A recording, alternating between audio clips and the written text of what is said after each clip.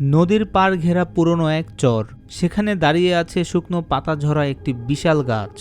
গাছের ভেতরে কেমন যেন গুঞ্জন আওয়াজ বাজে। কেউ ওদিকে যেতে চায় না, কারণ পূর্ণিমার রাতে ওই গাছের গায়ে দেখা যায় লেখা। কেউ জানে না কে লেখে, কিভাবে লেখে, শুধু জানা যায় লেখাগুলো সব একজন হারিয়ে যাওয়া জেলের কথা বলে। সেই রাতে দুজন কৌতূহলী তরুণ গেল গাছ দেখতে। আকাশে চাঁদ, নদী থমকে আছে, আশেপাশ নিঃশব্দ।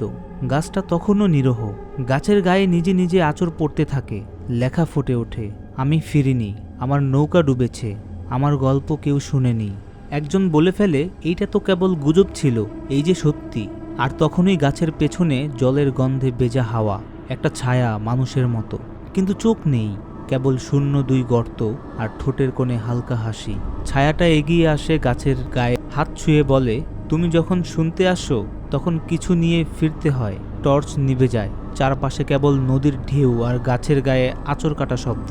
সকালে লোকজন খুঁজে পায় ফাঁকা জায়গায় পড়ে থাকা একখানা জাল, আর গাছের গায়ে লেখা, এবারের স্মৃতি সম্পূর্ণ হলো, পরবর্তী পূর্ণিমায় আবার দেখা হবে।